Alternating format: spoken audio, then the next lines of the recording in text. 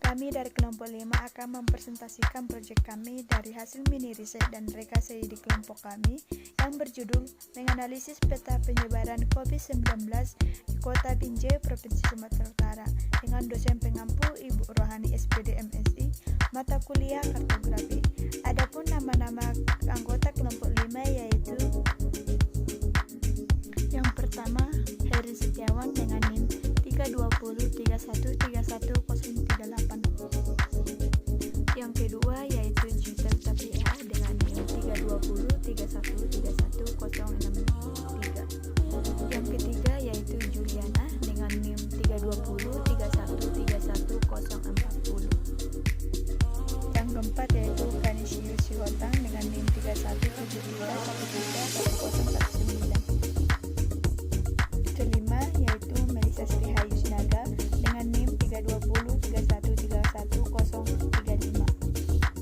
Yang keenam Novita Lisabisi Hombi dengan NIM 320331024. Dan yang terakhir Filipi Fernando Sinaga dengan NIM 320331018. Pada awal tahun 2020, dunia digemparkan dengan adanya satu virus yang berjenis corona. Penyakitnya disebut dengan COVID-19 sebagai salah satu virus yang menyerang Cina yang ditemukan pada bulan November 2019 tepatnya di kota Wuhan. Virus ini diperkirakan pada awalnya merupakan virus yang biasa saja. Namun, siapa sangka ternyata virus ini lebih dari itu, bahkan hingga dapat menyebabkan kematian. Gejala awal yang muncul dari virus ini menyerupai flu, masuk angin, batuk, dan demam. Munculnya COVID-19 telah menarik perhatian global. Pada tanggal 30 Januari 2020, WHO menetapkan COVID-19 sebagai kasus darurat kesehatan masyarakat yang menjadi perhatian internasional. Peningkatan penambahan jumlah kasus COVID-19 berlangsung cukup cepat dan terjadi penyebaran di antar negara. WHO dan pemerintah Republik Indonesia bekerja sama dalam memantau situasi dan mencegah penyebaran penyakit ini lebih lanjut. Kasus COVID yang terdapat di Sumatera Utara memperlihatkan angka peningkatan yang cukup pesat. Provinsi Sumatera Utara merupakan salah satu dari 9 provinsi yang penanganan kasus COVID-nya diprioritaskan oleh Presiden Republik Indonesia. Hal ini supaya dapat meningkatkan kapasitas masyarakat dalam pencegahan kasus COVID-19, khususnya di 3 daerah yang terdapat di Sumatera Utara yang dianggap rawan, yaitu yang pertama kasus Kota Medan, Kota Binjai, dan Kota Deli Serdang, dilansir dari BPBD Sumatera Utara 2020. Di Kota Binjai, semua kecamatan sudah menjadi zona merah karena meningkatnya kasus COVID-19. Satuan Tugas COVID-19 Binjai menyatakan seluruh kecamatan Binjai yang memiliki 5 kecamatan saat ini dikatakan merupakan zona merah COVID-19. Juru bicara Satuan Tugas COVID-19 Kota Binjai, HM Indra Tarigan, mengatakan bahwa Kecamatan Binjai Kota, Binjai Selatan, dan Binjai Utara merupakan daerah yang memiliki kasus COVID-19 paling banyak. Kebijakan yang ditetapkan oleh pemerintah berupa pembatasan fisik layanan publik tidak hanya di Indonesia saja, namun diterapkan oleh beberapa negara yang terdampak COVID-19. Pemerintah Indonesia mengeluarkan beberapa kebijakan terkait dengan penyebaran kasus COVID-19. Kebijakan tersebut diantaranya larangan bagi orang-orang yang berkumpul dan beraktivitas di luar rumah mereka masing-masing, tetap tinggal di rumah, tetap melaksanakan ibadah dari rumah, bekerja dari rumah, serta pelaksanaan belajar juga dari rumah. Itulah beberapa isi dari kebijakan tersebut. Hal ini dikarenakan virus COVID-19 ini ditularkan melalui beragam kontak fisik yang dilakukan. COVID-19 merupakan penyakit menular yang disebabkan oleh sindrom pernapasan akut coronavirus 2. Virus ini merupakan keluarga besar coronavirus yang dapat menyerang hewan. Ketika menyerang manusia, coronavirus biasanya menyebabkan penyakit infeksi saluran pernapasan seperti flu, MERS, dan SARS. COVID sendiri merupakan coronavirus jenis baru yang ditemukan di Wuhan, Hubei, Cina tahun 2019. Sejak ditemukan, COVID menyebar secara luas hingga mengakibatkan pandemi global yang berlangsung saat ini. Gejala COVID-19 umumnya berupa demam sekitar 38 derajat, batuk kering, dan sesak napas, serta dampak paling buruk untuk manusia ialah kematian. World Health Organization atau WHO menetapkan tentang virus corona atau yang biasa disebut dengan COVID-19 yang menjadi pandemi. Virus ini telah menyebar ke berbagai negara, bahkan sudah mendunia. Pandemi sendiri adalah wabah yang berjangkit secara bersama-sama di mana-mana yang menyebar luas. Pandemi COVID-19 ini juga berdampak dari berbagai sektor kehidupan seperti ekonomi, sosial, dan juga pendidikan. Selanjutnya, sejarah munculnya COVID-19. Virus corona terjadi pada bulan Desember 2019 dan diduga berkaitan dengan pasar hewan di Wuhan yang menjual berbagai jenis daging binatang, termasuk yang tidak bisa dikonsumsi, misalnya ular, kelelawar, dan berbagai jenis tikus. Kasus infeksi misterius ini memang banyak ditemukan di pasar hewan tersebut. Virus corona atau COVID-19 diduga dibawa kelelawar dan hewan lain yang dimakan manusia hingga terjadi penularan. Coronavirus sebetulnya tidak asing dalam dunia kesehatan hewan, tapi hanya beberapa jenis yang mampu menginfeksi manusia hingga menjadi penyakit terhadap paru.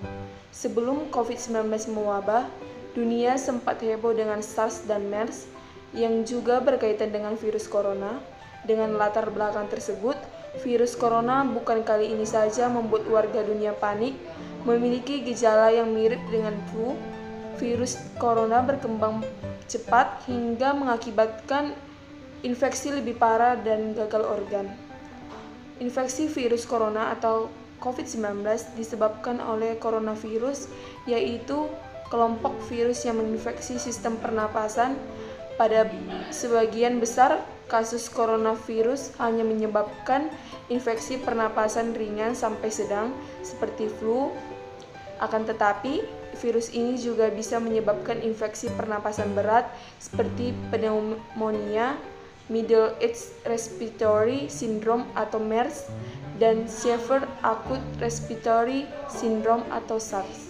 WHO menyatakan saat ini Eropa telah menjadi pusat pandemi virus corona secara global. Eropa memiliki lebih banyak kasus dan kematian akibat COVID-19 dibanding Cina. Jumlah total kasus virus corona menurut WHO sedikitnya 123 negara dan wilayah. Dari jumlah tersebut, nyaris 81.000 kasus ada di wilayah Cina daratan, Italia, yang merupakan negara Eropa yang berdampak virus corona terparah, kini tercatat yang dominan terbanyak dalam kasus corona ini. Selanjutnya, gejala dan diagnosa COVID-19. Ciri-ciri virus corona pada gejala awal mirip flu sehingga kerap diremehkan pasien.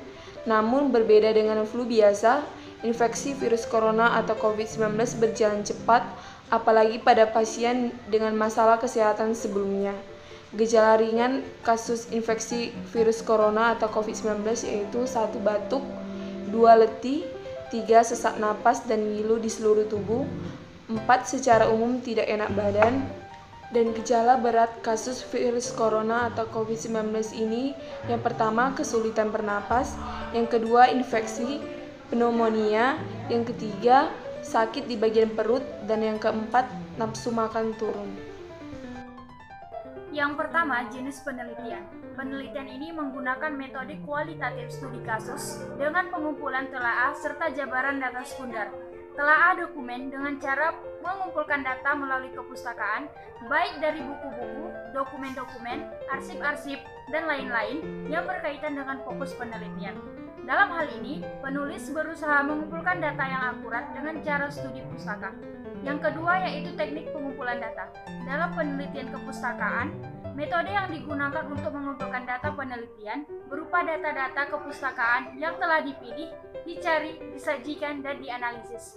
Sumber data penelitian ini mencari data-data kepustakaan yang substansinya membutuhkan tindakan pengolahan secara filosofis dan teoritis.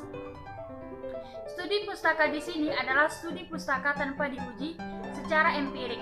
Data yang disajikan adalah data yang berbentuk kata yang memerlukan pengolahan supaya ringkas dan sistematis. Pengumpulan data yang dilakukan dalam penelitian ini adalah dengan mengumpulkan buku-buku dan mencari data dari internet. Yang ketiga, teknik analisis data. Penelitian yang dilakukan yaitu bersifat kualitatif. Menurut sifatnya, kualitatif adalah proses analisis data yang digunakan penulis dalam penelitian, yaitu setelah data terkumpul. Kemudian, data disaring atau dipilih terlebih dahulu. Selanjutnya, penulis akan mengolah dan menganalisis data hasil penelitian sehingga dapat dijadikan suatu keputusan yang objektif. Berikutnya kita akan memasuki bagian pembahasan.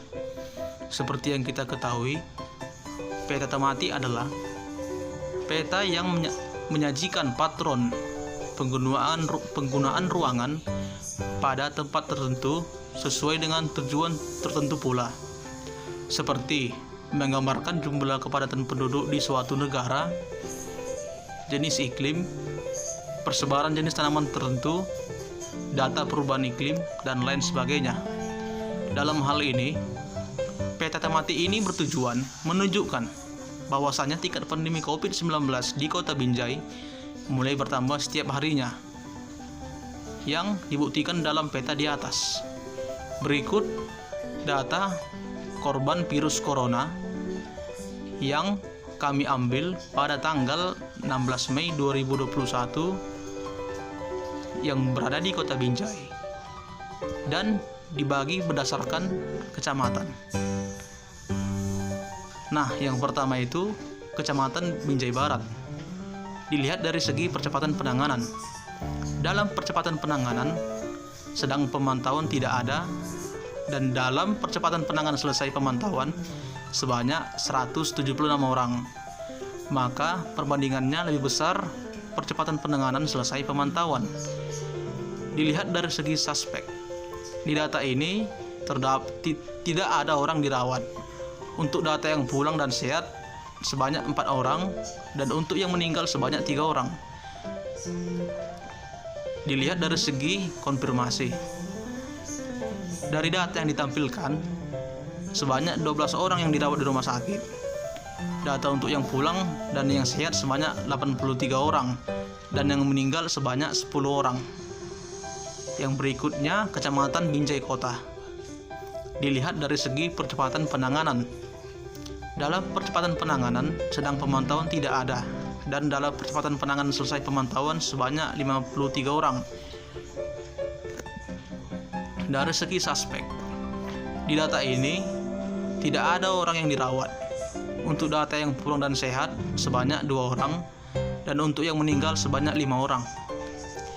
Dari segi konfirmasi, dari data yang ditampilkan terdapat data 15 orang yang dirawat di rumah sakit, dan data untuk orang yang pulang dan sehat sebanyak 111 orang. Kemudian data yang meninggal dunia sebanyak 15 orang. Yang berikutnya Kecamatan Binjai Utara. Dilihat dari segi percepatan penanganan. Dalam percepatan penanganan sedang pemantauan tidak ada, dan dalam percepatan penanganan selesai sebanyak 384 orang. Dilihat dari segi suspek, di data ini tidak ada orang yang dirawat. Untuk data yang pulang dan sehat sebanyak 7 orang, dan untuk yang meninggal dunia sebanyak 1 orang. Kemudian dilihat dari segi konfirmasi. Dari data yang ditampilkan terdapat data sebanyak 22 orang yang dirawat di rumah sakit. Data untuk yang pulang dan sehat sebanyak 145 orang, dan data yang meninggal sebanyak 17 orang. Kecamatan Binjai Timur. Satu di dalam segi percepatan penanganan. Dari segi ini terdapat 373 orang dalam percepatan penanganan selesai pemantauan. Dan yang kedua dari segi suspek. Di data ini tidak terdapat orang yang dirawat. Terdapat 7 orang yang dipulangkan dari pihak medis, dan terdapat 4 orang yang meninggal. Ketiga, dari segi konfirmasi. Dari data ini terdapat sebanyak 16 orang yang dirawat dalam rumah sakit, dan 150 orang yang dipulangkan secara sehat. serta data untuk yang orang meninggal terdapat 99 orang. Di Kecamatan Binjai Selatan, 1 dari segi percepatan penanganan. Di data ini terdapat 362 orang dalam percepatan penanganan selesai pemantauan. Yang kedua dari segi suspek, terdapat data 1 orang yang dirawat. Untuk data yang pulang dan sehat terdapat 3 orang, dan data orang meninggal terdapat 3 orang. Dari segi konfirmasi, terdapat 16 orang yang dirawat dan terdapat data juga orang yang pulang secara sehat sebesar 170 ralat 117 orang dan data orang yang meninggal sebanyak 12 orang. Dari data di atas kita dapat menyimpulkan bahwasannya setiap wilayah kecamatan di Kota Binjai tingkat kesehatan lebih tinggi daripada tingkat kematian.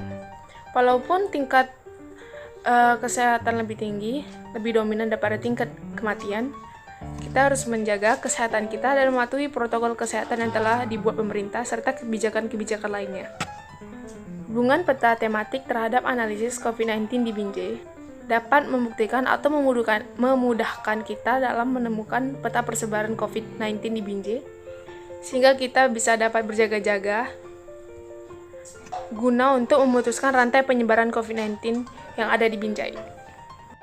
Upaya yang dilakukan pemerintah untuk menanggulangi COVID-19 di Kota Binjai sebagai upaya menekan penularan COVID-19 yang saat ini dinyatakan sebagai pandemi global oleh Badan Kesehatan Dunia atau WHO. Masyarakat diminta disiplin jalankan kesehatan terutama di pasar tradisional.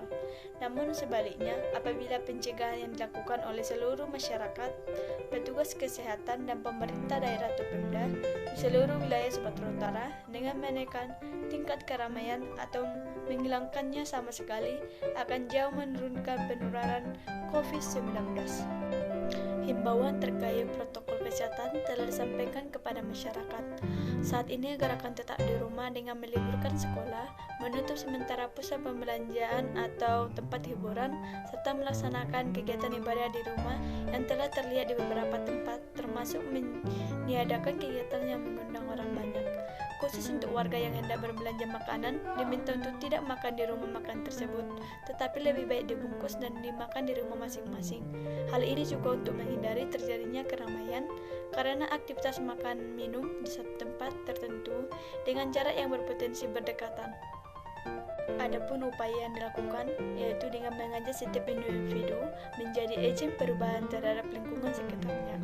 Pastikan bahwa jangan sampai tertular dan jangan sampai jadi sumber penularan bagi orang lain maupun orang yang tersayang di sekitar kita.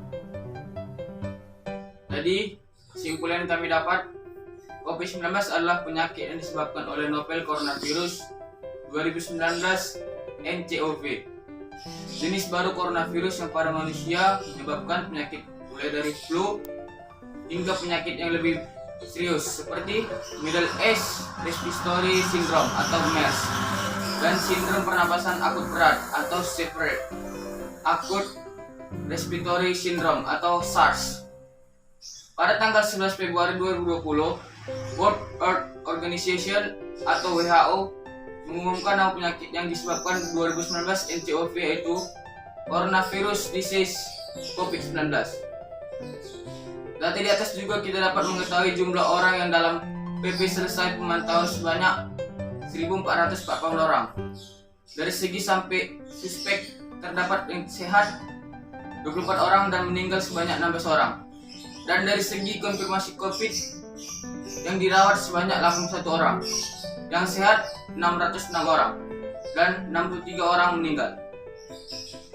Data dari atas dapat disimpulkan bahwasanya setiap wilayah kecamatan yang ada di Kota Binjai memiliki tingkat kesehatan yang lebih tinggi dari atau dominan terhadap tingkatan kematian. Maka untuk mengurangi tingkat kematian tersebut, kita harus menyikapi secara serius seperti menaati protokol kesehatan supaya kita semuanya tidak terjangkit oleh virus corona tersebut.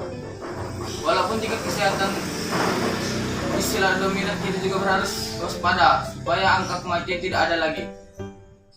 Hubungan peta tematik terhadap analisis COVID-19 di Kota Binjai membuktikan atau memudahkan kita memantau ataupun memberitahu data yang sebenarnya, sehingga kita tahu memberikan tindakan ataupun solusi supaya data-data orang yang berada di wilayah tersebut cepat dan teliti untuk diberikan tindakan yang baik untuk mencegah penyebaran COVID-19. Sekian.